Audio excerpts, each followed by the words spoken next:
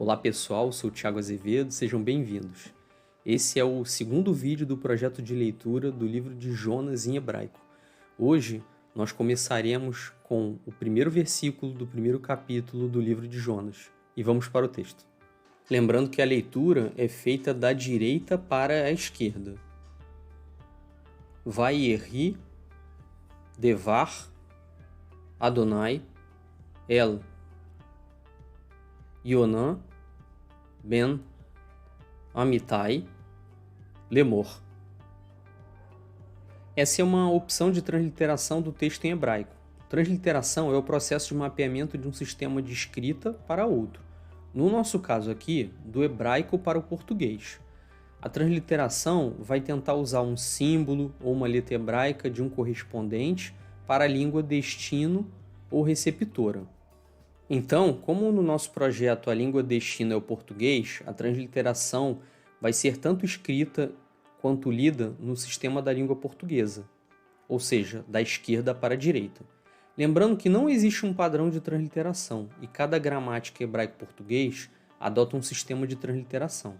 O ideal é que não fiquemos transliterando o texto, e sim lendo ele no original. Senão a pessoa fica sempre presa na dependência de uma transliteração para poder ler um texto ou palavra, e não consegue evoluir. Conhecer as letras hebraicas ajuda até na pesquisa das palavras em um léxico ou dicionário hebraico-português. Temos 8 palavras que compõem essa oração. O verbo vayeri é frequentemente usado em textos narrativos para expressar o início de uma nova seção narrativa ou novo tópico.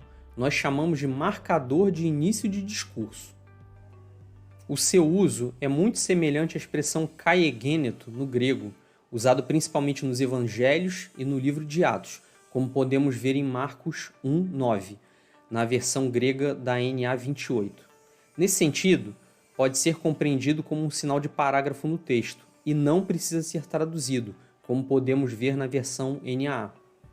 Mas se for traduzido de forma literal, é o mesmo que e veio, aconteceu que e foi que, como podemos ver na versão da NVA, que optou por usar e aconteceu. Davar é um substantivo e pode significar discurso, palavra, fala ou coisa. Então vai depender muito do contexto. No caso de Jonas 1:1 significa palavra.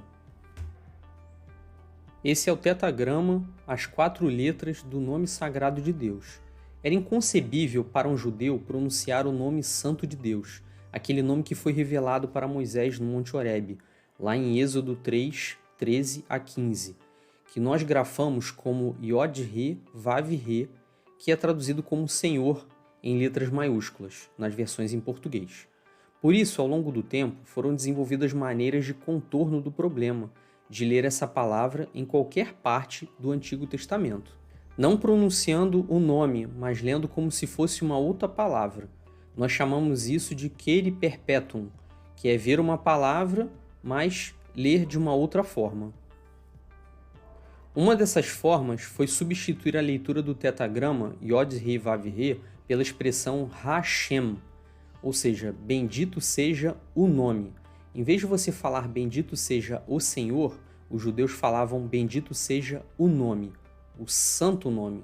Por isso que nome não representa só o nome no sentido literal do termo que é utilizado, mas também a própria essência santa, a própria pessoa, o nome de Deus, que era substituído pelos judeus para que não corressem o risco de pronunciar o nome santo. E incorrer na quebra do 3º mandamento, que é: não tomarás em vão o nome do Senhor, o teu Deus, que está lá em Êxodo, capítulo 20, versículo 7. Outra forma de ler o tetagrama no contexto do Antigo Testamento era ler como Adonai, meu Senhor, que aliás é por isso que na Septuaginta o tetagrama foi traduzido como Kyrios, Senhor. Esse Senhor permanece até hoje como marca registrada das traduções em português. Avançando agora o texto, temos o Makef, que é um pequeno traço semelhante ao nosso hífen, que ele é usado para indicar que 2 palavras formam um conjunto estreitamente vinculado. As 2 palavras unidas pelo Makef formam uma unidade fonética. A primeira perde o acento principal, podendo então receber um acento secundário, ou seja, torna-se proclítico. A unidade formada por um maquefe é geralmente mais estreita do que indicada por um acento conjuntivo. A quantidade de ocorrências que o maquefe aparece no Antigo Testamento é 42.574, distribuídos em 18.063 versículos. Tem ocorrência dele em todos os 39 livros do Antigo Testamento. Só aqui, em Jonas 1.1, já temos 3 ocorrências. O Devar, junto com o nome sagrado de Deus, Yod-He-Vav-He, deixa de ser um substantivo e passa a ser uma expressão idiomática no hebraico, que aparece mais de 200 vezes, e ela é quase sempre uma personificação da presença de Deus, como podemos ver em Gênesis capítulo 15, versículo 1, e nos profetas. A palavra do Senhor, ela aparece, ela fala, ela é o sujeito. Esse é um quadro com alguns desses exemplos da expressão idiomática Devar Yod-He-Vav-He, a palavra do Senhor. Podemos ver ela se apresentando no texto de vários profetas e falando com eles e através deles.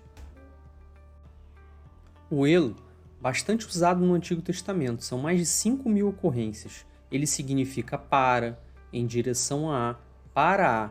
Ele dá sentido de movimento. Yonah é o nome de Jonas em hebraico e também é o nome do livro, Sefer Yonah, o livro de Jonas.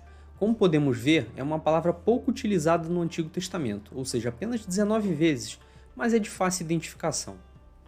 Ben significa filho e é uma palavra muito utilizada no Antigo Testamento, então decore ela. É uma palavra muito usada nas genealogias e na identificação da ancestralidade das pessoas. Ela pode significar filho, mas também pode significar neto ou descendente, tanto direto quanto indireto. No grego do Novo Testamento temos a palavra huios, que aparece na genealogia de Jesus, em Mateus 1.1. Jesus, filho de Davi, filho de Abraão. Esse é um exemplo de descendência indireta usado no grego. Apesar da tradução literal ser filho, o contexto é de descendente, ou seja, Jesus, descendente de Davi. Ben também pode significar anjo, conforme podemos ver em Jó, capítulo 1, versículo 6, ao fazermos uma tradução não literal. Já a NAA faz uma tradução mais literal, usando filhos de Deus. Avançando no texto, temos a palavra Amitai, que é o nome do pai de Yonah, de Jonas. Palavra bem rara no texto hebraico, com apenas 2 ocorrências, mas também de fácil tradução. Agora temos o lemor. Lemor é um verbo extremamente comum, pois introduz um ato de fala de alguém. E finalizando o versículo, nós temos o Sof Pasuk, que é um sinal que marca o fim do verso. Ele é representado por 2 losangos paralelos na vertical. No nosso caso, ele está com 2 círculos, mas por causa da fonte escolhida.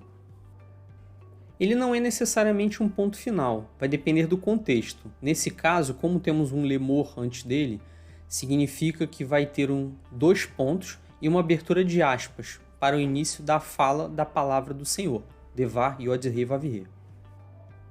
Agora veremos algumas das possíveis traduções e os estilos delas.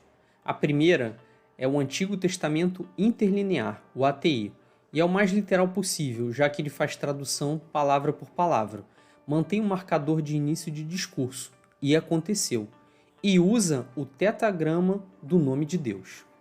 Depois do interlinear, temos a Almeida Corrigida Fiel, que é a ACF, com uma tradução bem literal e também mantendo o marcador de início de discurso, mas usando e veio ao invés de e aconteceu, e usando o termo Senhor para se referenciar ao nome de Deus ao invés do tetragrama.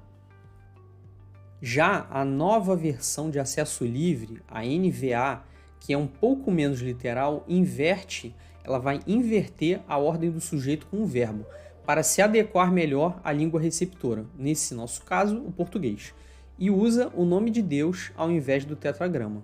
E a nova versão internacional, a NVI, por ser mais dinâmica, ela também inverte a ordem do sujeito com o verbo e usa Senhor em letras maiúsculas, fazendo a substituição do nome de Deus. Agora conseguimos compreender melhor as diferenças que existem entre as traduções, na questão da escolha dos termos feita pelos tradutores. Vamos ler o texto de novo, só que agora de uma forma um pouco mais rápida? Vayeri devar Adonai el Yonan ben Amittai lemor. Vayeri devar Adonai el Yonan ben Amittai lemor. Então a gente vai fazer a leitura agora direto na Bíblia Hebraica Stuttgartense. Essa é a Bíblia Hebraica, ela é da SBB. E a gente faz a leitura não do modo tradicional ocidental, né? A gente faz a leitura da direita para a esquerda. Então até a Bíblia ela começa do lado contrário aqui para nós, né? Então a gente vai abrir ela como se fosse do final. E a gente abrindo ela vai iniciar do final, né? Como se fosse do final pra gente. Então aqui tem Gênesis, Êxodo. E lá no finalzinho, bem próximo do final, né? Tem Jonas. Vayeri devar Adonai el Yonan ben Amittai lemor. É isso, espero que tenham gostado. Se gostaram, deixem seu like, compartilhem. Não deixem de escrever em hebraico. Escrevendo em hebraico vai ajudar tanto na memorização quanto no aprendizado. Que Deus abençoe. Até o próximo vídeo.